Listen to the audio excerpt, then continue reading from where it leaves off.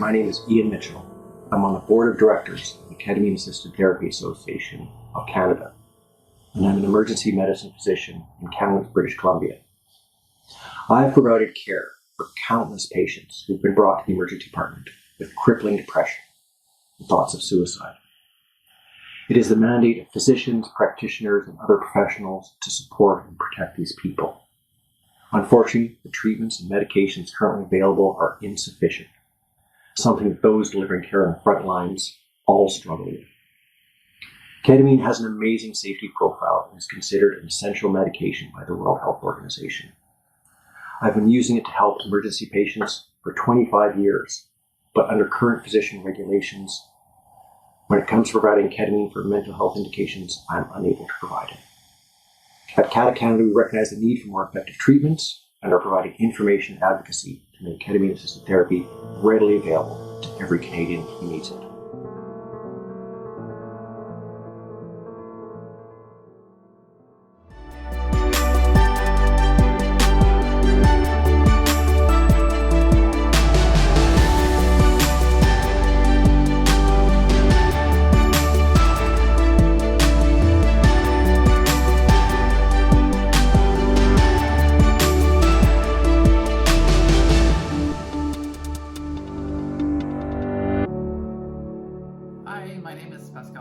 And I'm founding board member of the Canadian Psychedelic Association.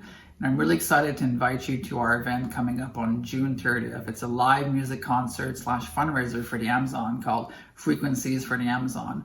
We're gonna have some amazing musical guests like East Forest and Yema and Murikal and some other friends of ours.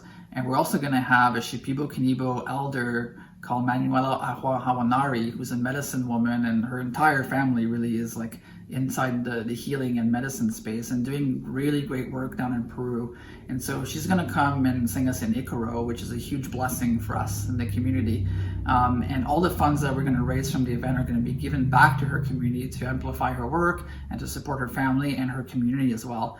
And we're also going to be buying up some land in the rainforest through the Rainforest Trust and protecting it forever, because that's really important. So in Sacred Reciprocity, all the money is going back to those causes. Some people in the community are going to be donation matching as well. And so come on over, have some fun, donate a few bucks if you can, spread the event around, and let's do some good in the world. And I hope to see you there. Take good care and enjoy the World Psychedelics Day. Welcome to the first annual World Psychedelic Day. My name is Kim Haxton. I'm on the board of the World Psychedelic Day, and I have 21 years experience of ceremonial plant use. I'm pleased to be your host on this discussion today. Today we'll be talking about Indigenous plant wisdom and Indigenous sovereignty. Jasmine was raised on the Lake of Woods, is of Norway House Cree Nation. She focuses on boreal forest ethnobotany, archaeology, and cultural anthropology. She also studies Amazonian medicine taught by Maestro Juan Flores of the, I'm sorry, Jasmine, you're gonna have to say their name. It's Mayan Tuyaku. Thank you. In Peru, Jasmine shares plant medicine teachings working throughout Northern Ontario and Canada. She is a board member of the Canadian Psychedelic Association. Wade Davis is a writer, photographer, and filmmaker whose work has taken him from the Amazon to Tibet, Africa to Australia, Polynesia, to the Arctic. Explorer in residence of the National Geographic Society from 2000 to 2013. He is currently professor of anthropology and the BC Leadership Chair in Cultural Ecosystems at Risk at the University of British Columbia. He's also a distinguished author of 22 books. Trevor Mack is an award-winning Chilcotin filmmaker, writer, and photographer. He's been supporting plant ceremonial practices for a number of years, and he recently joined the Canadian Psychedelic Association Indigenous Advisory Board. That's a tongue twister. Welcome, everyone, and thank you for coming here. And so, Trevor, I'm going to invite your voice in first to talk about Indigenous sovereignty as it means to you, what it means to you. Well, where I come from, Tlerenco is a community in the Tlaixcotean Nation. And so Tlaixcotean comes from a word, Tlaixcos. And so that word, Tsai, means rock, Chlut is glacier, Kos is mixing in the water. And so this is a literal place. It's a literal place that exists and that you can go to. It's a spatial concept of an identity. And so Tlaixcotean means people of the glacial rock rivers. And so I think when we talk about Indigenous sovereignty in relation to plant medicine, I think we're talking about all of the aspects of the inherent rights to protect all of the nodes of connection that make all of these connections happen for that identity, for that spatial identity to exist, for this phenomenon to take place, because an entire identity of people, Tsailhqot'in people, coming from the word Tsailhqos, all it that exists because of this specific literal place that this phenomenon is happening, where the glacier streams come and meet our sacred lake, Tsailhqo, where we have 5 streams that meet our lake. And these are the actual places that we're named after. And so this doesn't happen unless all of these other nodes and all of these other phenomenons are working and they're connected. And so I think sovereignty over that means being able to protect, being able to manage, and being able to harvest, gather medicines from the areas in which are all connected into the identity that an Indigenous people comes from. And whether it's psychoactive plants or non-psychoactive plants, they're all plants or medicines. And so psychoactive plants, you know, they have a bit faster and more tangible effects than some other plants. You know, some other plants may take years of usage to have certain effects. So all of the plants are all medicines. And so I think Indigenous sovereignty comes from the inherent right to protect everything that makes a spatial identity possible. Jasmine, thank you. I was wondering if you could speak to that, because your work is a little bit different as a ethnobotanist and cultural anthropologist and Indigenous woman. Yeah, and you know what? It's so amazing to listen to Trevor. This is the first time I got to hear where you were from, Trevor. So that was absolutely lovely, because my story is very similar, but I'm Mushkigo, so I come from the place where there's many swamps, like in the peat bog kind of area, and on Lake of the Woods there's a lot of fens, and that's where I collect most of my medicine, are in these freshwater fens, and not just medicine but food as well. So the Mushkigo, like the muskeg, is my identity, and it's a big part of it because the moose traverse the area, the caribou go through the muskeg, and it's a very large area in northern Ontario, where we need to protect that, because like Trevor had said, that it is part of my identity as a person of the land, is that my relationship, my food, all of the medicine, psychoactive and non-psychoactive, the boreal forest, there's multiple plants that I feel like I need to be able to continue every single day, that I use daily. So wholeheartedly, my identity is the muskeg, and the muskeg is one large being. That's the way I feel about it when I'm working with my plants and the animals, is that it's this being that it wants to consume me, but that's its job, is to take in, consume, and then it has a, peat bogs don't degrade very, like there's an organic matter that degrades very well because it's an airless environment. So many things get preserved in the bog as well, and they could be up to 30 feet deep.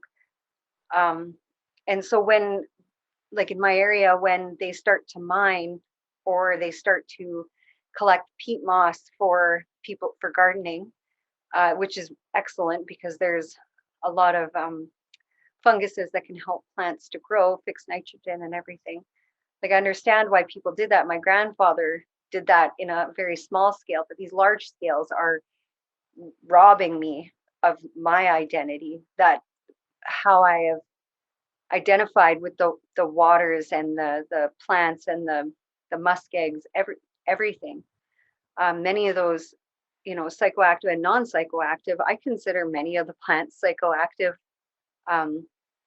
regardless, like they do have a specific effect But like Trevor said as well, is that it requires years of usage and years of understanding to be able to gather a lot of that. So I am, like Trevor's, the rocks and the water and the glaciers.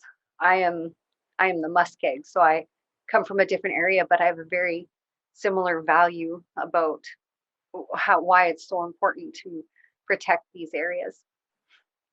Beautiful, thank you.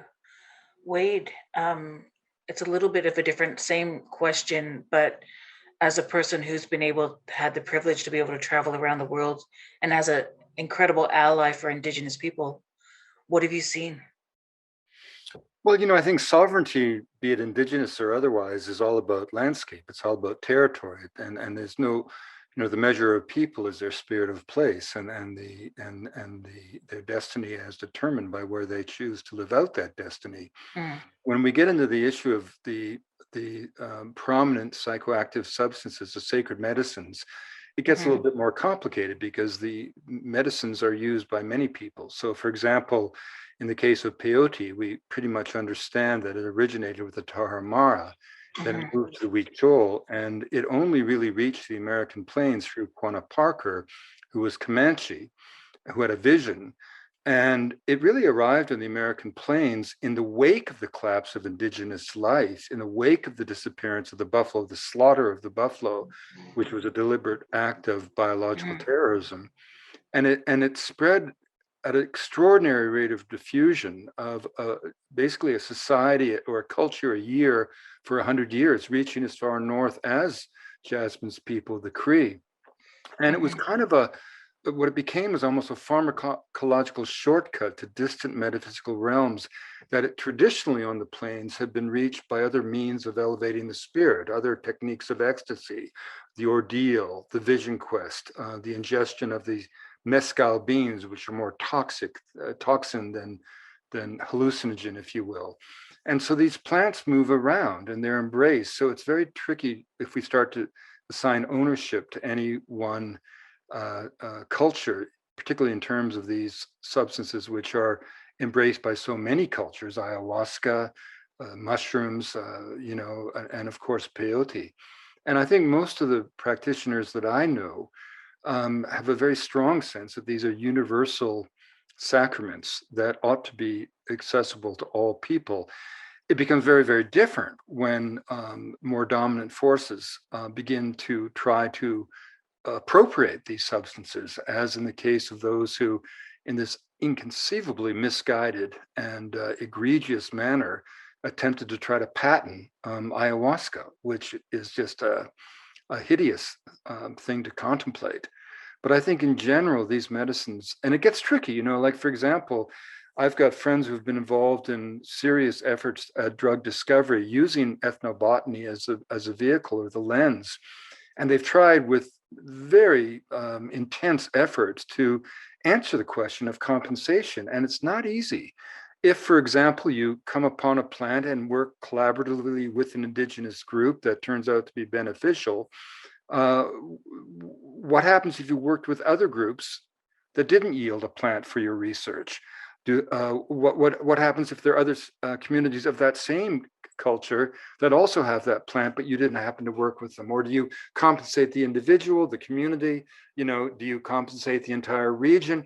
It's not easy because money can be as poisonous as it can be beneficial.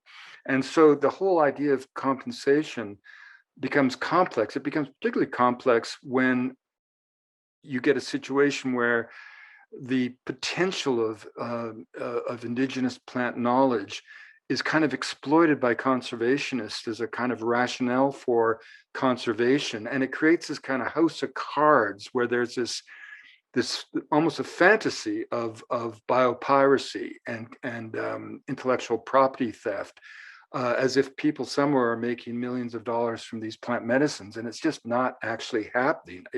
So it's a very complicated issue, a balance of respect, practicality, politics, and justice.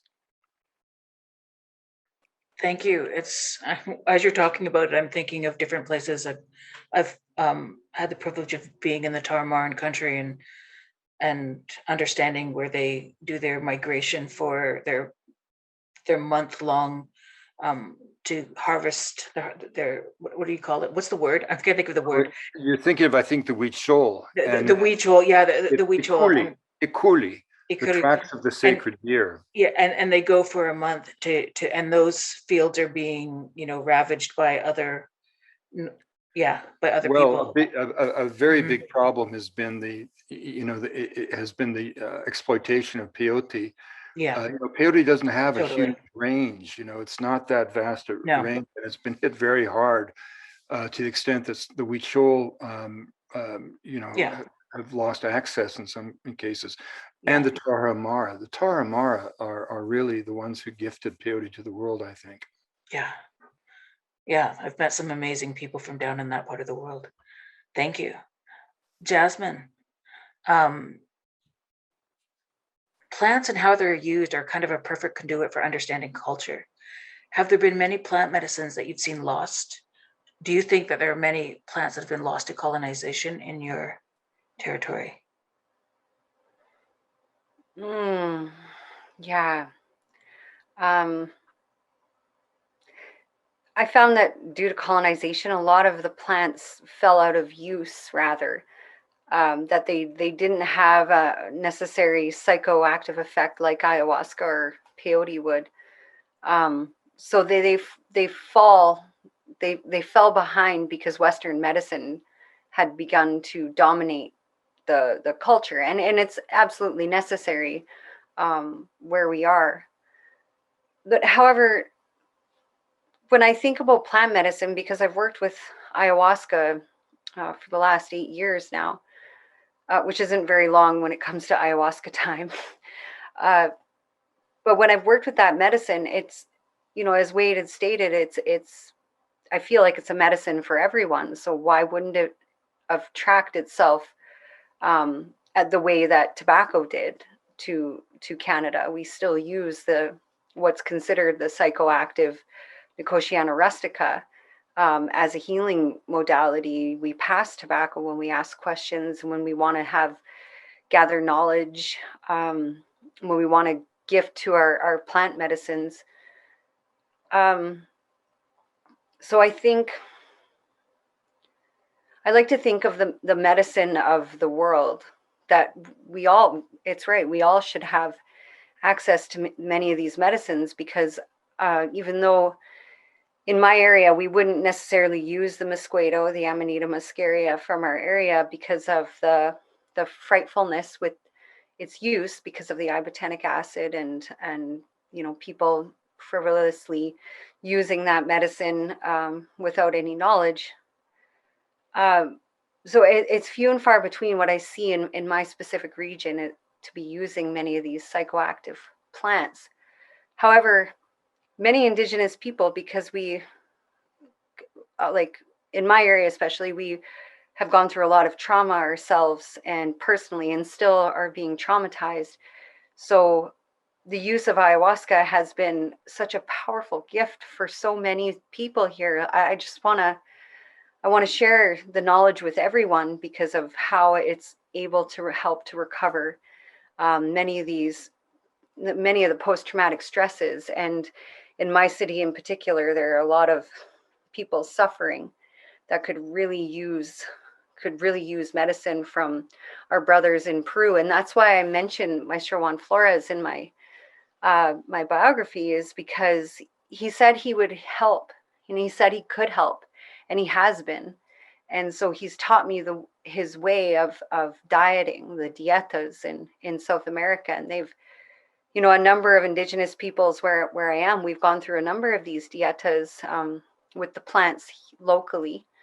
And Maestro Juan Flores says, don't worry about the dieta. Don't eat the South American stuff. Eat your traditional food. And then you can connect better to your land. And that's how we're connecting back to our identities. So using medicines from elsewhere, be it peyote, be it wachuma, they've brought my identity back, and they've brought other people's identities back. I hope this answers the questions well, Kim. Yeah, it does, because it brings up, I mean, the next question sort of was going to go back to Wade, but the whole thing about reciprocity, about, how much it's tricky when plant medicines are coming.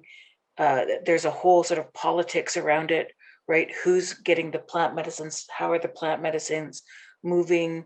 You know, I could, I'm not going to talk on that, but what that entails, and yet we know that these plant medicines have an intelligence and have an ability to heal. Maybe, Wade, I think the question would change then about maybe other continents that you've been to and plant medicines there in that same sort of perspective. I think, Kim, it's important to remember that, you know, the desire to invoke some technique of ecstasy to transform the consciousness, at least momentarily, is so ubiquitous in the human record that it has to be seen as part of a basic human appetite, and how you satisfy that appetite depends on the cultural orientation, the adaptive imperative, the place that you live. And one of the really extraordinary anomalies of botanical science is that of the roughly 120 identified entheogens, of which probably there are 20 really dominant ones, 95% of those are from the Americas. And not because the forests of equatorial Africa or Southeast Asia were depauperate. And certainly Nigeria, for example, has yielded iboga or ibogaine, which is an exception to what I'm saying.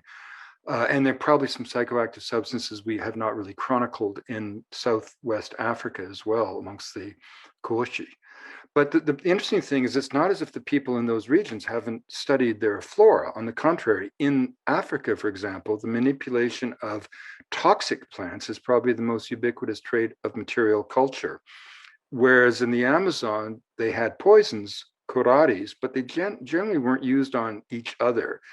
And similarly, in other parts of the world, people have not discovered psychoactive substances that we know of, not because they don't exist in the flora, for example, but because simply the other people have other avenues to the divine. Kim, you were mentioning the time that you spent in Haiti, where I did a lot of work. And the Haitians were always saying to me, you white people go to church and speak about God. The Arawako used to eat plants and speak to God, and we dance in the temple and become God. And what you find is that in the African reality, the vehicle to the divine is spirit possession. And that in fact in Haiti, although there is now, of course, illicit cocaine and cannabis used to some extent, but there's never been a traditional entheogenic plant in African culture, with the noted exception of iboga. And that's not because the people didn't assay their flora. They did, but they found other avenues to the divine. So I think that's important to. And one of the reasons that in the Americas, these substances, I think, were focused upon, is that many cultures in the Americas were based on shamanism, right? And the shaman is the antithesis of a priest. The role of the shaman is to catalyze the individual's wild genius. The shaman can be a physician. He can be priest in a sense, but for example, the shaman of peoples like the Barasana, the Makuna, the Tanimucos, the Tucanos of the Northwest Amazon never even touch or would even think of using medicinal plants. They are much more analogous to a nuclear engineer who periodically goes to the heart of the reactor to reprogram the world. That is how ayahuasca is used. Ayahuasca in the Northwest Amazon, where it originated, is almost never used in the spirit in which it's used by the current gringo tourism, or even by the folkloric use of it in syncretic ceremonies in places like Mocoa on the road to the Putumayo. The idea that I go to solve my problems to a shaman who will give me ayahuasca, that's not how it's used. It's always used in a completely collective sense, so that the use of it becomes a prayer for the survival of the entire community. I mean, for example, with the Barasana, I once spent a ceremony for a cassava woman, a fertility rite that went on for 3 days and 3 nights, in which the the men don't become symbols of the ancestors, they become the ancestors, and they literally soar away on the wings of trance to get to the points of mythical resonance, where they can track the path of the ancestors and reaffirm their sense of obligation, and maintain the energetic flows of the world. I mean, the most profound cultural insight of the Barasana is the realization that plants and animals are just people in another dimension of reality. But these ceremonies are very much communal. They're not individual in any sense. And so I think that, again, the use of these plants is firmly rooted in culture. How do you think the movement on your land, or let's say that I'm going to go into the Jacotan Declaration, but can hold the idea of sovereignty mixed with what you're learning?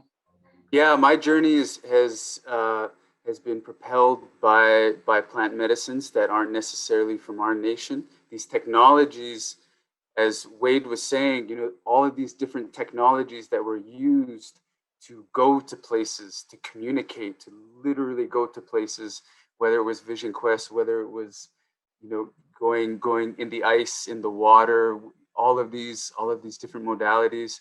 And what we're seeing in our nation, where this new ceremony is being embraced with medicines from other regions and using the foundations of our traditions and these new medicines, there's this beautiful new coming together of a people, our people, and who are going into ceremony where there's just something new is being created in our Indigenous community, which is beautiful. And it's founded upon the mutual respect of the power of these medicines. And when the medicines are moved in the right way, when they're respected, there is, the bureaucracy and paperwork kind of becomes nullified, of like, okay, where's the signature? Where does this come from? It's, oh no, these are medicines. This can help us. It's kind of like, we know this, and this is just a different way to get there. And we respect the people from where this comes from, because we're also Ninkaini in our language. Ninkaini is people of the land. And so, okay, oh, this comes from Ninkaini, other people from the land. Whoa, we need to learn from them. What does their land look like? What are their stories like? What are their songs like? And so with, I think, this weaving of the old and the new, and the north and the south, and these new ceremonies together, new realizations, new visions can be made with Indigenous communities in regards to land sovereignty, in regards to politics, in regards to what it means to protect and manage land. Because you talked about the Nimai Declaration, which was signed in 1989, which is about 245,000 hectares around Choco Lake, Talioko Lake, and Tasiko Lake. So these are one of the three largest glacial lakes in our territory. And so that was a declaration and an acknowledgement of every water that flows into these lakes that's there for us to steward and manage. It's the direction of the water, because when the water hits the lakes, like, that's where we're named after. And so, in regards to my journey is I come from, the survivor of residential schools. 5 of my aunties, 6 of my uncles, all kidnapped by a collusion between the church and the government. And so my journey involved plant medicines, and where that found me was, we have a program called Back Out on the Land. And so through the ceremonies and through the exploration that I've gotten to have with these medicines out on our territory, where it's, just as Wade was saying, these medicines, they weren't necessarily used for, this is for me and my problems, and I got to deal with this. It's communal.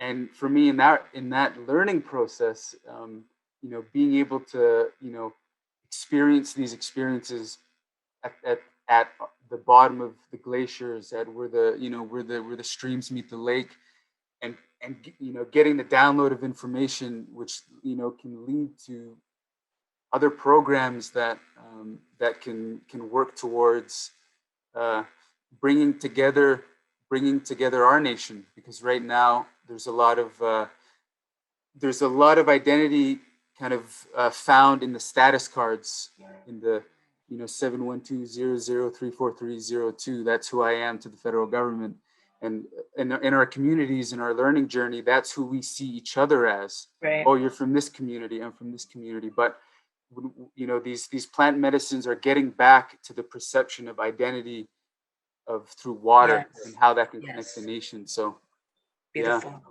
Thank you. And I think that's something I've seen, is how the medicines coming here are helping people get in touch with their own culture and their land in different ways, where I've seen the ceremonies go to Indigenous communities, really important.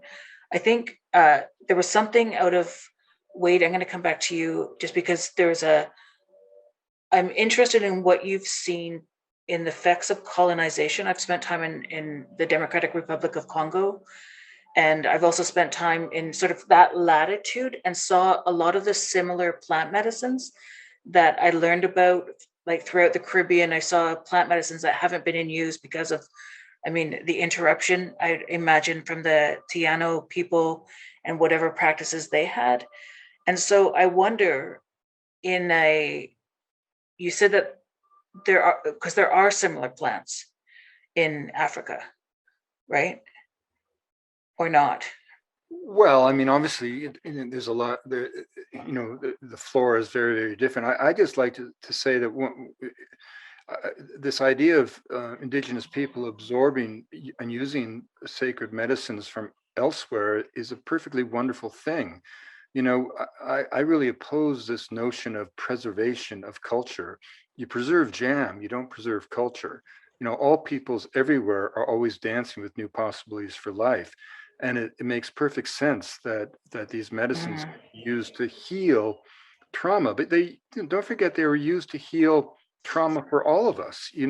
I've always said that, Right. I sometimes, Kim, and I do so much public speaking, I can be at the podium and giving my rap and watching myself give the rap, and then having my mind elsewhere. And I sometimes hear myself saying things, and I think, well, how the hell did that little boy from that suburb of Montreal grow up to have those ideas? Well, it's interesting. If we look back on my lifetime, I'm older than the three of you.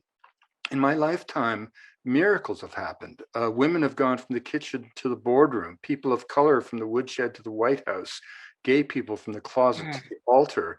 When I was a kid, just getting people to stop throwing garbage out of a car window was an environmental victory. Nobody spoke of Gaia or the biosphere. Now those are terms familiar to school children.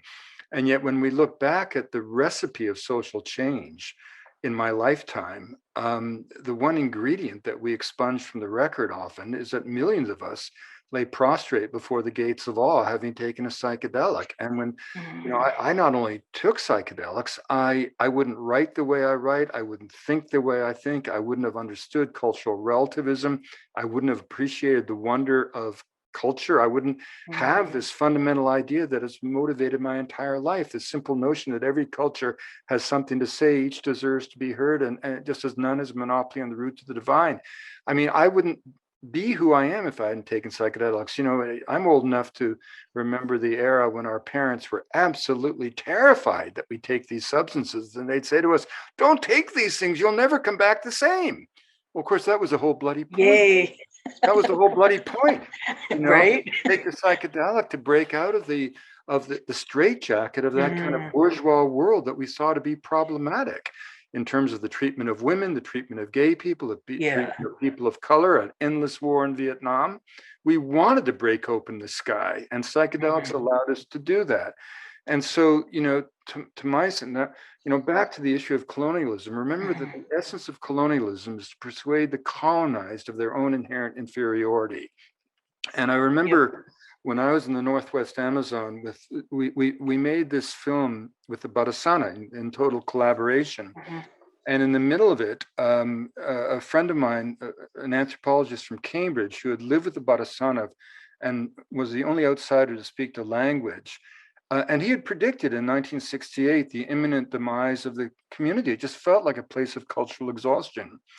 And then he flew in to join us, and he hadn't been in the forest for some years. And he walked into this maloka, this longhouse, and suddenly saw 250 men and women in full ritual regalia in this incredible salutation for cassava women. And having predicted the disappearance of the culture, he got on the satellite phone to his wife back in London and said, Christina, you will not believe my eyes. The only thing that disappeared are the fucking missionaries.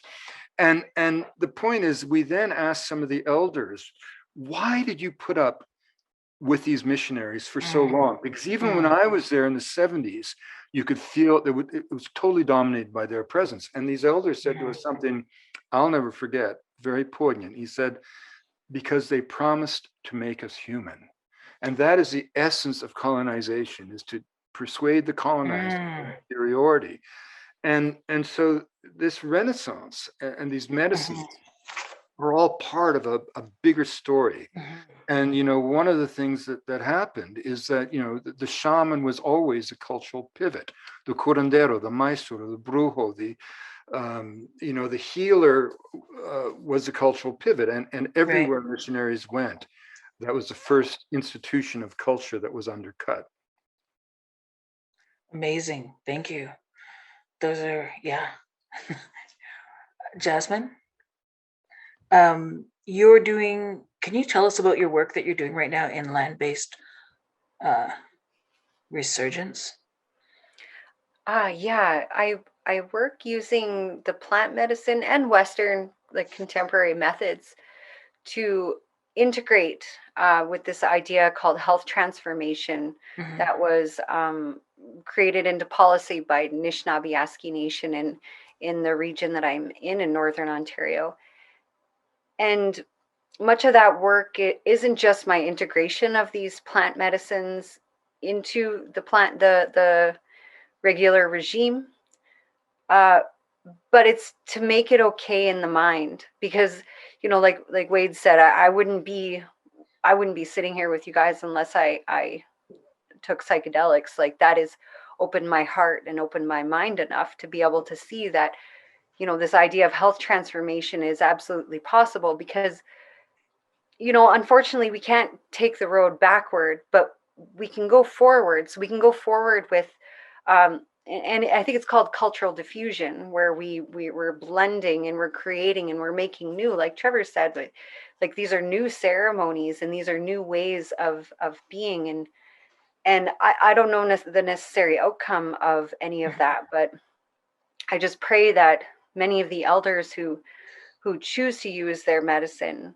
would be able to use them freely, because it's very difficult where I am for people to be okay with using just regular plant medicine. Like that's like a not okay thing. And so I work specifically with, the chronic illness in many Indigenous communities, diabetes, because it's an epidemic, and it's been like that for the last 20, 30 years, terribly.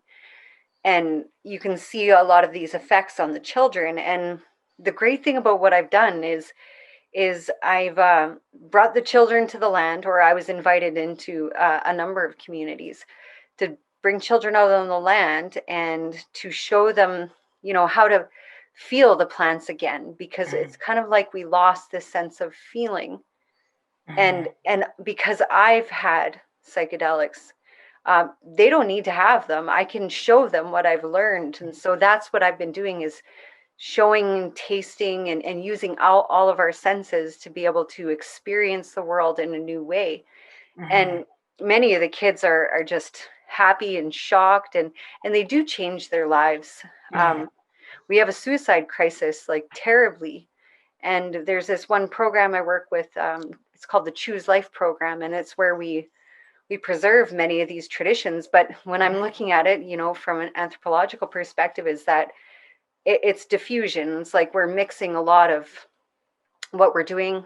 We're not using our traditional, especially the young people, not using traditional language, but all the elders, they speak they speak their language, and the language houses many of the teachings in them. Like when we say strawberry, it means heartberry in Ojibwe, or in Anishinaabe and Inimoan.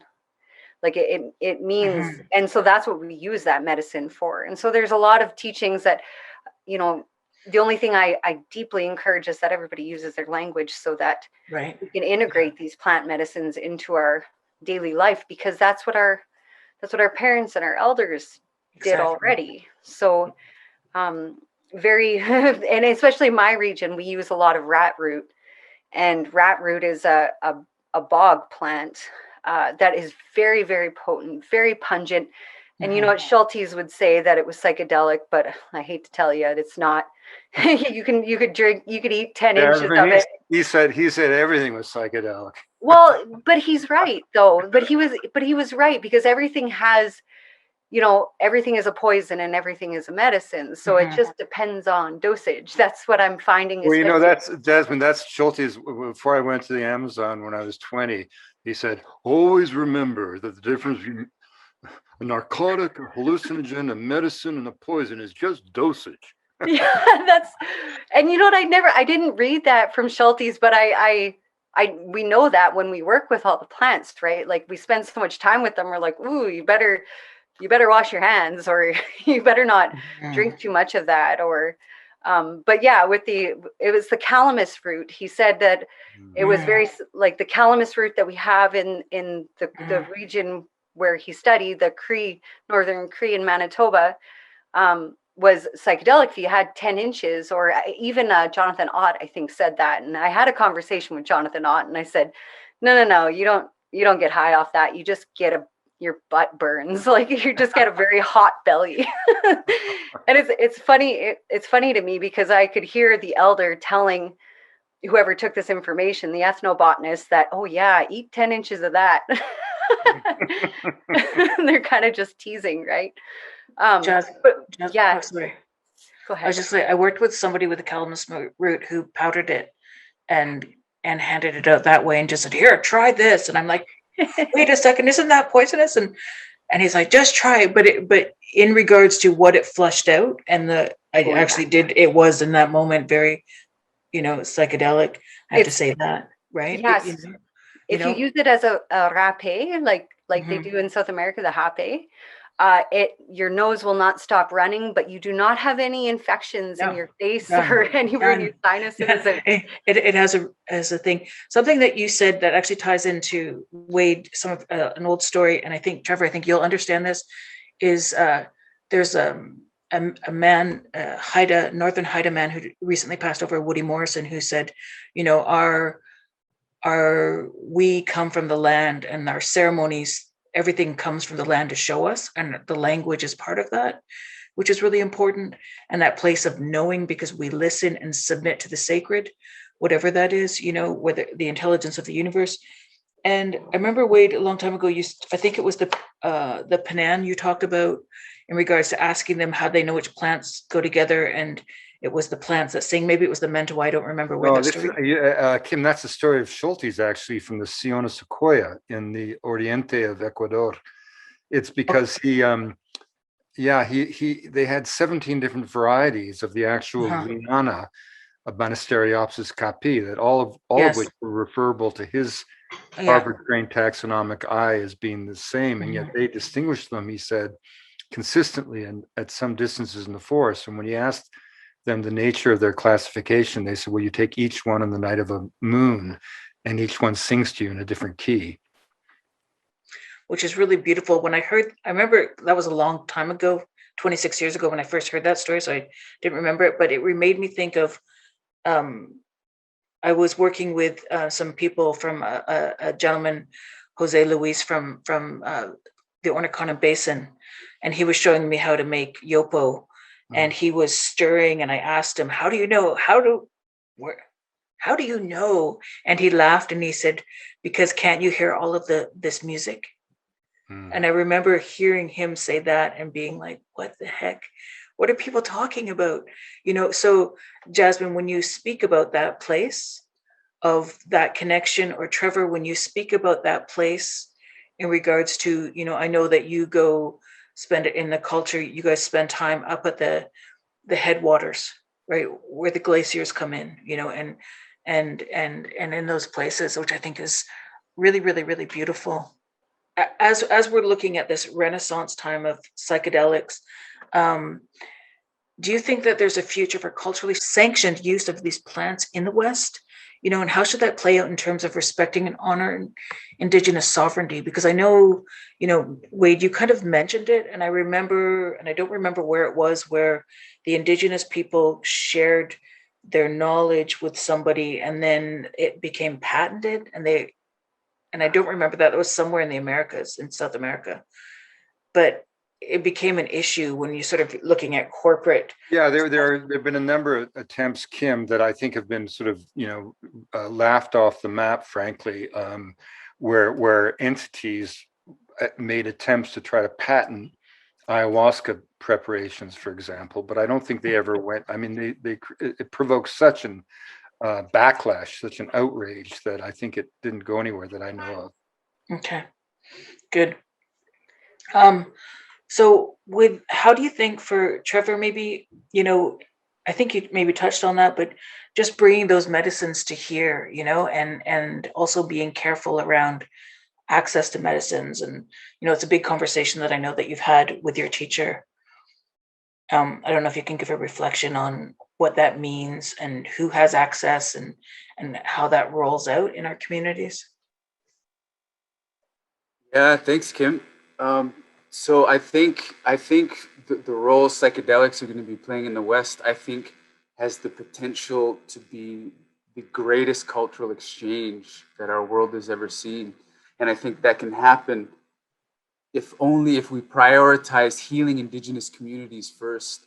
If that is the sole priority, where all of this energy is going, healing Indigenous communities, these communities and these nations and these societies who have these spatial identities, these spatial relationships to the world, to the cosmos. And I think when looking at Indigenous populations as one of the fastest growing populations in Canada, where you have in just a few years, you're going to have people who are going to be making political decisions within these communities. And these societies already have songs, already have dances, already have ceremonies there as a foundation to be able to have an easier segue for these medicines to be used without the without a situation as Wade was talking about, where you have patenting or overt commercialization of these experiences, of these medicines. And so I think if we prioritize healing Indigenous communities with and introducing them in ways where there are already initiation ceremonies, there are already ceremonies in ways that with these medicines it can be normalized in a way where decision making, where songs, dances can be weaved into a new ceremony, where instead of the INAC systems, instead of the making decisions in the band office under the fluorescent lights and in the boardrooms without a fire in the middle, we can create a future where, because of these healings with these medicines, that there's a whole new generation of Indigenous youth growing up thinking, why wouldn't we be making decisions without these medicines? Why wouldn't we be making decisions without a fire in the middle and being out on the land? And so I think being able to focus on that, there's an opportunity then, if we have nation to nation relationships with Indigenous nations and colonial governments. Beautiful. Perhaps there's a way where we can say, hey, you can't do anything with us unless you take these medicines, unless you have ceremony with us. You can't, there's no contracts, there's no fishing and land rights negotiations unless we're in ceremony, brother, in this place. And so, and I think if we put energy into that way, and with the shared reciprocity of these medicines between Ninkaini, I think there can be something there. I think that's a really good wish. I just have to say that. And I would love that to happen because that could be very revolutionary. Jasmine, and then I'm going to be any last thoughts, and we're going to come to a close and wait. I wholeheartedly appreciate everything that Trevor has said. If we all could take these medicines, and if it was a nation to nation agreements, like they were established many years ago, I think today we have a better opportunity. We have a greater opportunity for a lot of this, because it's not just me that needs to heal, or my community that needs to heal. It's everyone else out there too. So I'm just having compassion for that thing that's inside of everyone, that I don't know, I guess I refer to it as the heart. It's like everybody has some heart, and if we can connect right back to that heart, maybe the people that maybe the people could hear the songs that I hear in the trees, or the songs that I hear from the plants. Maybe we could have a commonality between all of us. And I think that everyone has that potential to be able to have that. Although I come from a different worldview, so my worldview has a specific inviting quality of being able to hear songs in the trees and songs in the muskegs, and realizing that the muskeg is going to eat me whole, or like I have a particular perspective that I just can't get away from. My professors tried. I went to a really hard STEM school for my master's, and and we bumped a lot of heads that way. But I think if we all could connect with our hearts with the psychedelic medicines, or or whatever option, maybe we could help to each other to heal. And then one day we may not need to use medicines in that way. I just think that we could step in for more. We could get more, so we could just sit in the trees and hear the songs, and not necessarily have to imbibe in anything at that time, because I do spend time myself just doing that on my own. So Beautiful. I hope I have a lot of hope. Beautiful. Thank you. And Wade.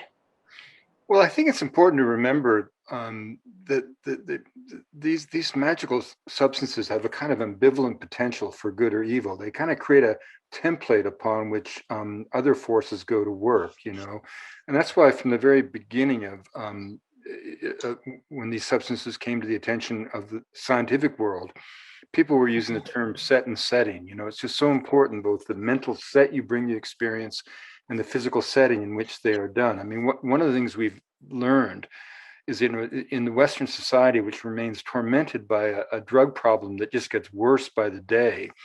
Why is it these indigenous cultures have managed to use their substances for thousands of years without having any challenges? And some basic answers are they use these substances in natural forms, which are pharmacologically the safest.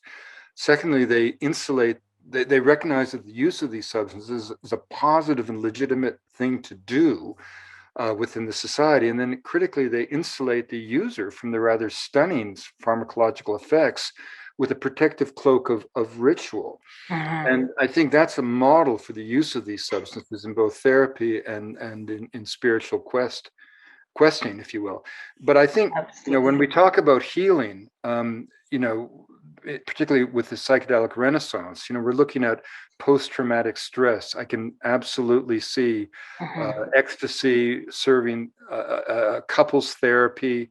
I can see tryptamines being useful for palliative care and hospice care and end-of-death experiences. But there's a form of healing that we often don't talk about that Jasmine referred to, and that's healing our relationship with the earth. And to me, for example, my favorite of all of these entheogenic plants has always been washumo, the cactus of four winds, which is a mescaline-based columnar cactus native to the Andes of Peru. And certainly, I can't imagine taking that plant, San Pedro, without having a deeper appreciation of the wonder of nature.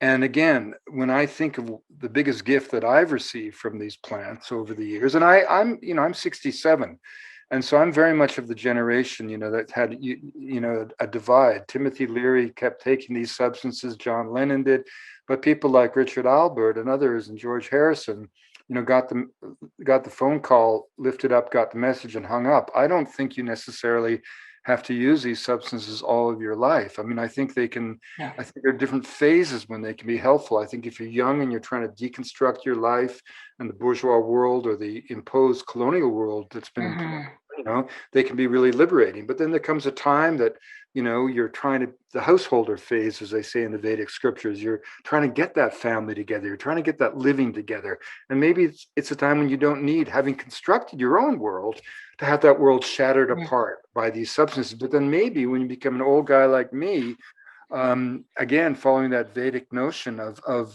leaving the householder phase and entering the phase of the sadhu, anticipating one's own demise, one's own death, maybe that's a time when we experiment once again. But the important point is that you cannot take something like San Pedro and not come away with a deeper appreciation of the beauty and wonder of the natural world and your place in it.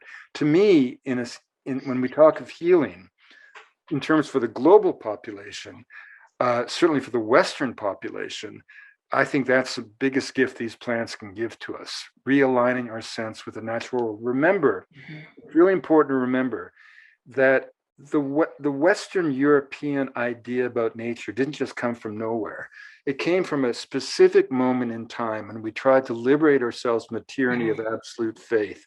When Descartes said that all that existed is mind and matter, in a single phrase, he de-animated the world. The idea that the flight of a bird could have meaning was ridiculed, right? Science made a house cleaning of belief.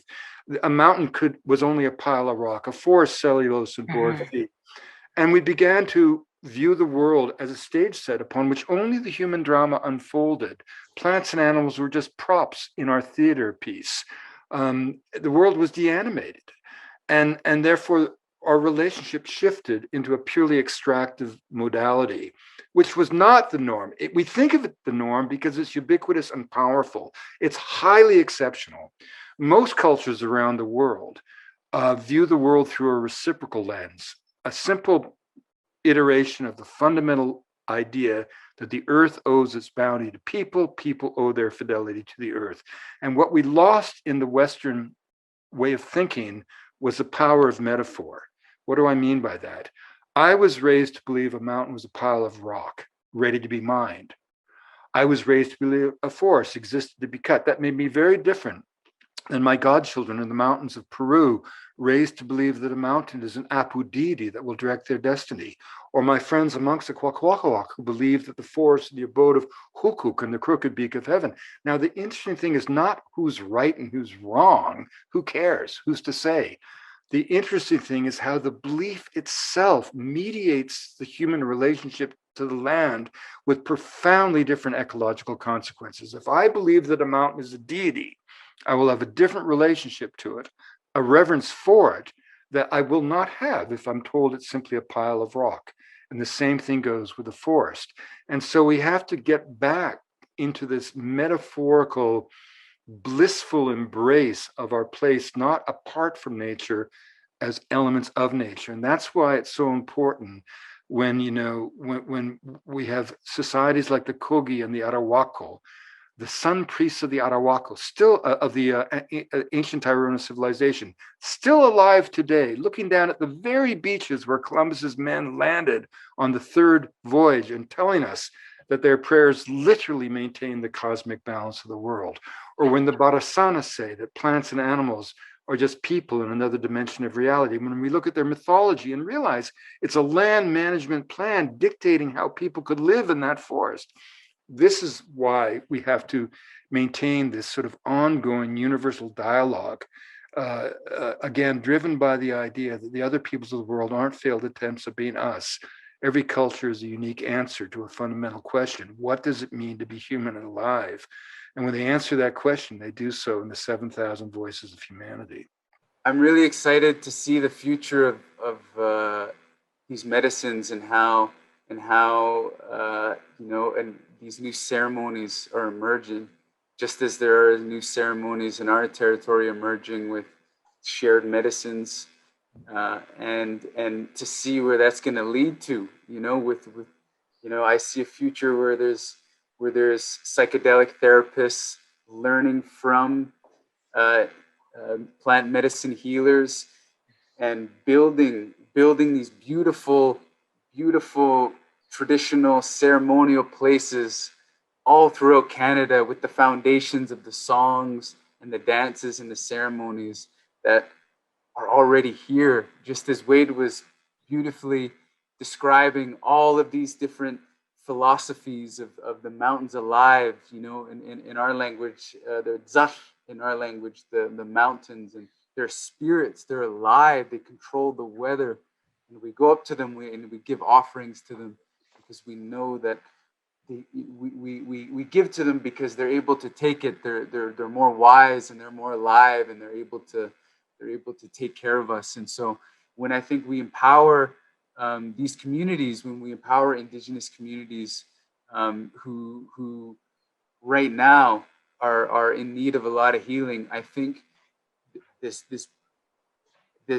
beautiful flower will blossom that will naturally have reciprocity between non-Indigenous and Indigenous cultures. And I think right now, perhaps it's the West, perhaps it's their time to start listening. Just as in my journey, I had to listen. I had my jaw wired shut for 3 months after I was mugged and assaulted in downtown Vancouver. In my journey, the ancestors were whispering, and I wasn't listening. And then they said, "Okay, this guy's got to start listening now." And so I had my jaw wired shut for 3 months, and then I began to learn how to listen. And so maybe it's time for the West to learn how to listen, to these songs that Indigenous peoples in Canada have been singing in defiance of an entire force trying to genocide us, trying to assimilate us, and trying to make us disappear. Songs have been defying and have been ringing throughout the mountains, ringing over the plateaus and across the waters. And I think I'm just really excited to see a future where those songs are sung together while elevating the Indigenous voices throughout Canada.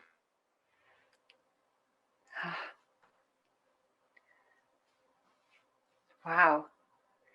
I don't know how I could top that, Trevor. Like, I don't know how, like, you're just so thoughtful and sweet, and your heart's so big, and I'm so happy to be sitting here with you and everyone. Because I feel you. Okay. Yeah, so what I hope for in the future, no, what I hope for right now in my heart and all of the hearts, and it doesn't matter who you are, is that you could experience that sense of relief, and you could experience that same feeling that I get when I'm on my water, that same sense of deep connection. Because I think in my life I went through a lot of trauma, and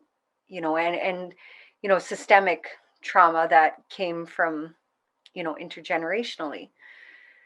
And what's great about the psychedelics is that it stops with me. It stops here, and I get to open myself enough where hopefully those that I'm around would actually follow that warmness, because we've all made mistakes and we've all done really awesome things, but many of these psychedelics have brought this sense of healing back to the heart. And my work with the plants, that's how I was able to hear a lot of the teachings from the plants themselves, was through the use of psychedelics in general. Like that's how the education works, is you ingest, you work in all the portions of the plant, root to tip, root to seed essentially, and they all have different things to teach us. So using all of those methods and just taking a little bit of time, even if you learned one tiny little thing about a plant that could help others. So I've in my area, I frequently teach how red willow can, like dogwood, can, prevent diarrhea if you're suffering. Or you can use it the opposite way, where you soak it and it's a purgative. So just learning one little thing can open you up enough to be able to see. And I thank Maestro Juan Flores for teaching me that, because I was just as closed as many other Indigenous people in my area that suffer. So hopefully that's I could put a lot of praise out there for everyone taking us little by little to a place of recovery and healing, where one day it would just, we'll all feel great together. And maybe it's a pipe dream, but I still pray. My heart still prays for it. I think it's really important, because when we're looking at climate change, when we're looking at leadership, when we're looking at people with eating the mochuma, which I absolutely love, of connecting us into that place which is bigger than us. I mean, maybe we should give some to Elon Musk or those people like that, the billionaires, for a consciousness shift.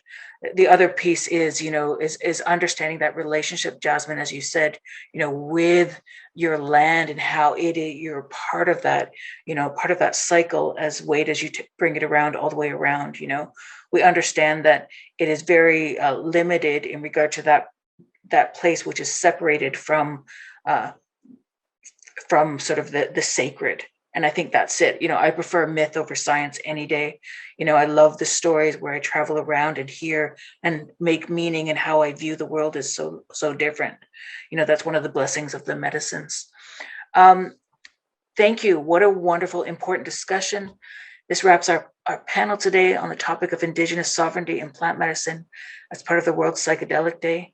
Thank you so much to the speakers who have taken their time out of their schedules to take a look at these important topics in the psychedelic sphere.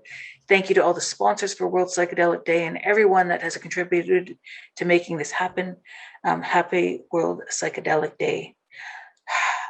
Thank you so much. I mean, Wade, we could listen to you forever. You're kind of a walking book, and really beautiful to hear young voices coming up in this, as future leaders coming into this work and taking the reign. And so wonderful to meet all of you. Thank you. Well, thank you, Kim, and thanks to Jasmine and Trevor. It's been lovely to be with you. Yeah, thanks, Wade and Trevor. Amazing. And Kim, wow.